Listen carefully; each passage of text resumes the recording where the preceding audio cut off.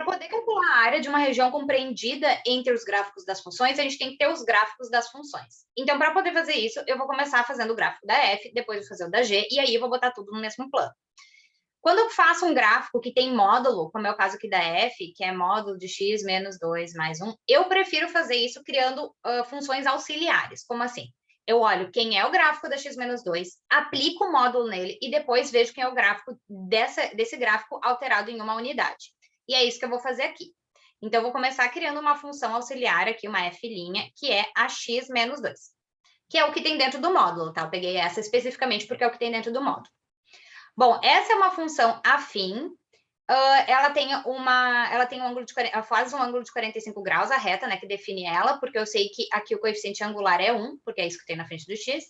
Então, ela seria, se fosse somente x, seria assim, seria a bissetriz dos quadrantes ímpares, mas como ela tem aquele menos 2, ela vai deslocar 2 unidades para baixo. Ficou meio ruim aqui, vai ficar... mais ou menos aqui. Então, ela tá 2 unidades para baixo, tá passando pelo menos 2 e passa no 2 aqui também. Então, esse seria o gráfico da x menos 2 somente. Vamos olhar, então, uma outra auxiliar agora, que seria a f, duas linhas de x, que é módulo de x menos 2. O que acontece quando a gente faz módulo de alguma coisa? A gente está considerando só o valor absoluto dela. Então, tipo, módulo de 2 vai ser só 2, e módulo de menos 2 é 2 também, tá? Então, ele é o valor sem o sinal. Isso quer dizer que o que era positivo se mantém igual e o que era negativo fica positivo. E em termos de gráfico, isso representa que a parte que era positiva, a parte f de x positiva, que é essa acima do eixo x, ela vai se manter igual, e o que estava para baixo vai refletir para cá. Tá? Então, esse seria o gráfico da módulo de x menos 2, que eu vou fazer aqui. Então, ele vai ficar uma coisa assim, xy. Aqui é o gráfico da módulo de x menos 2, continua cortando aqui no 2. E agora eu vou, então, chegar no gráfico da f, que é o que realmente me importa. Então, a f de x, ela vai ser dada por módulo de x menos 2 mais 1. Então, quando eu somo esse 1 aqui, quer dizer que todo o meu gráfico vai subir uma unidade. Lembrando, né, que aqui, como eu refleti para cima, então essa parte, o que antes cortava no menos 2, agora corta no 2 no y. E então, o meu gráfico...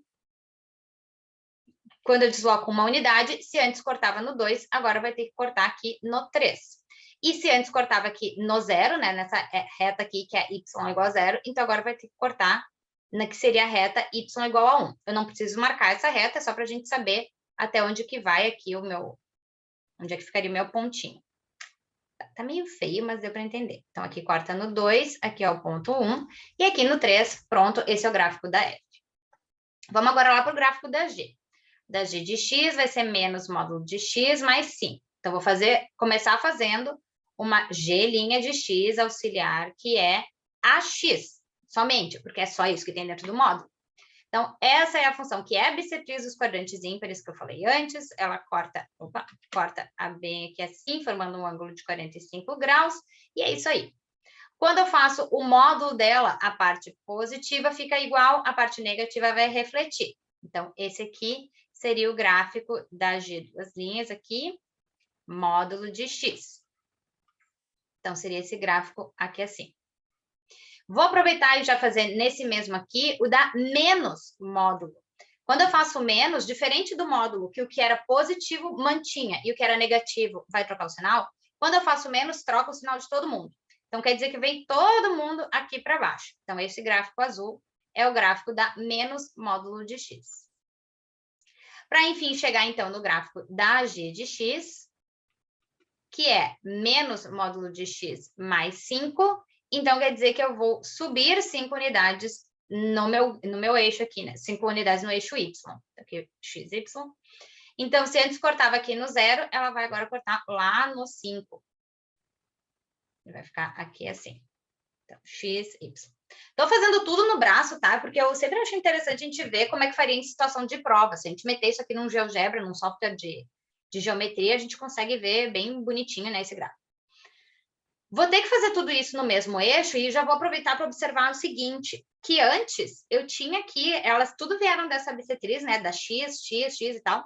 Então, aqui eu tinha um ângulo que era de 45 graus, porque eu dividia ele exatamente, né, o ângulo de 90 aqui desse primeiro quadrante, eu dividia em 2. Então, aqui também é 45, e na hora que eu faço essa reflexão, também é 45. Isso quer dizer que para fechar a volta, meia volta aqui, quer dizer que eu tenho um ângulo de 90.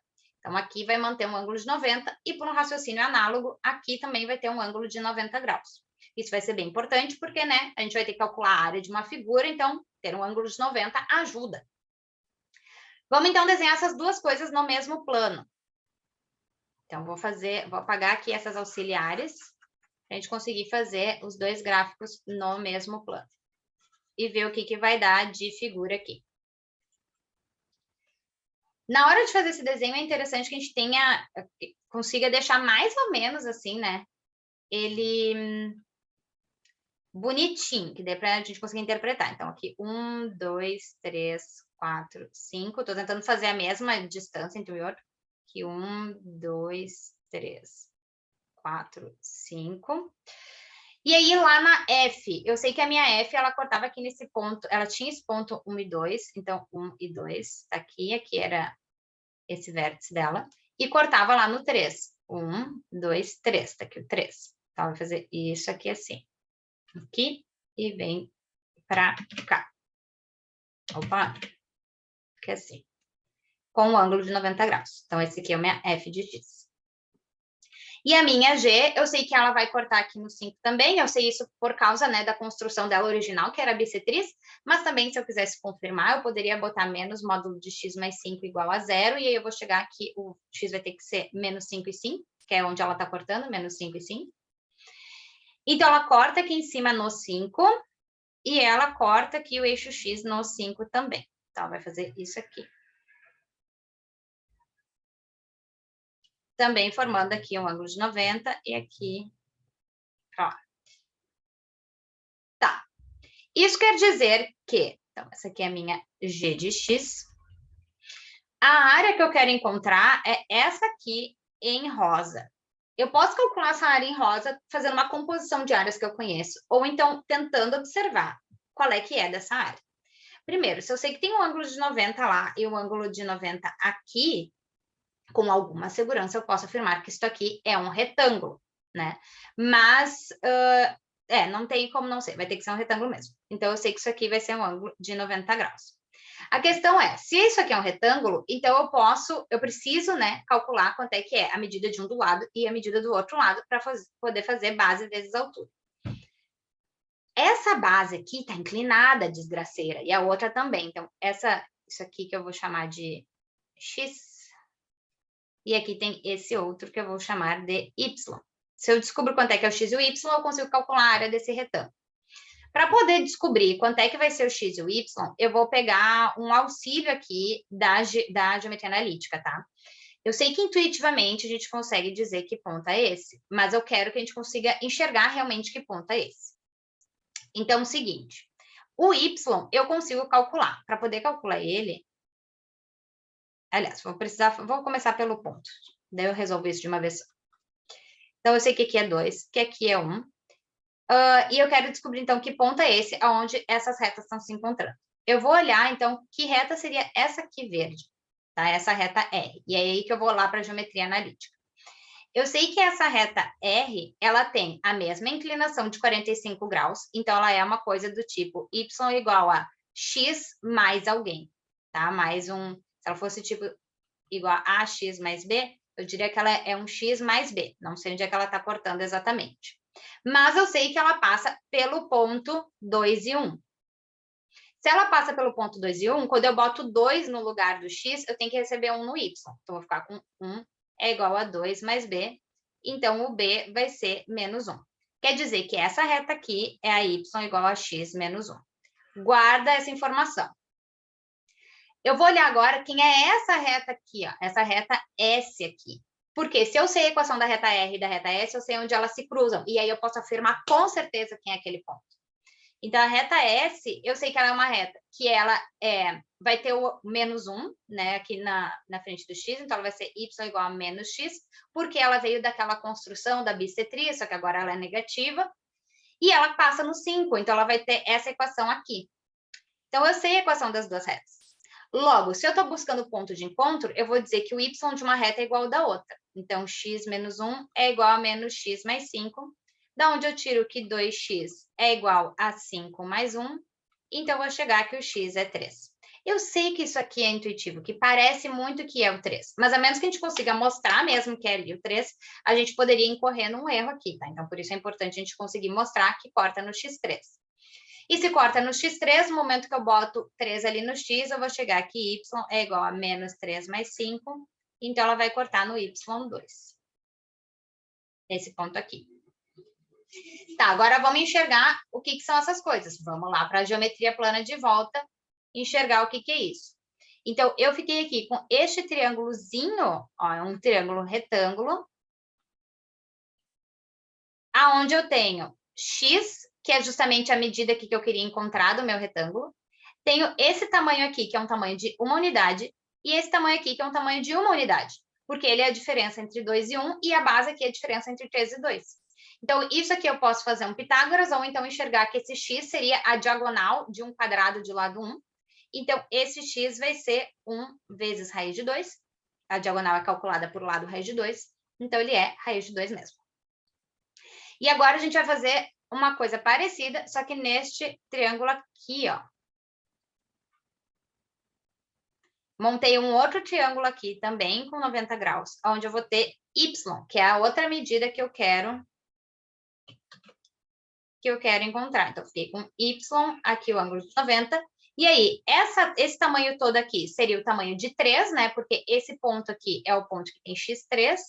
E esse tamanho aqui, se eu sei que ele vai do 2 até o 5, então isso aqui vai ser 5 menos 2, que vai ser 3 também. Então, pela mesma coisa, eu posso chegar aqui, y vai ser a diagonal, então seria 3 raiz de 2, né? Que seria lado raiz de 2. E aí, agora, eu consigo calcular, então, quanto é que é a área deste retângulo que eu fiquei. Então, a área deste retângulo vai ser, a área do retângulo, vai ser o x vezes y, que é raiz de 2 vezes 3 raiz de 2, que vai ser 3 vezes raiz de 2 vezes raiz de 2, dá 2. Então, essa área dá 6. Então, assim, não consigo pensar uma outra forma de fazer que não seja construindo esses gráficos tudo, né? E a gente encontrando essa área. O que a gente pode mudar é como faz o cálculo dessa área depois, tá? Eu optei por enxergar ela como um retângulo. Inclusive, se ficasse alguma dúvida de que era um retângulo, a gente poderia ver que essas retas RS que eu construí são perpendiculares por causa do coeficiente angular. Então, a gente com certeza vai ter um ângulo de 90 aqui também e tal. E assim, eu prefiro mostrar pela geometria analítica que realmente essas são perpendiculares, então eu consigo encontrar esse lado aqui, tá? Se não fosse pela geometria analítica, a gente poderia tentar pensar na construção original das funções para ver aonde que se cruzaria que ponto seria aquele. Poderia pensar, tipo, na equação, na própria função essa aqui, na função g de x, e pensar qual seria esse ponto e tal. Mas eu ainda acho melhor pela geometria analítica para a gente ter certeza que aquele ponto é o ponto 3 e 2, e então formar os triângulos para conseguir chegar na medida dos lados do retângulo que a gente quer calcular.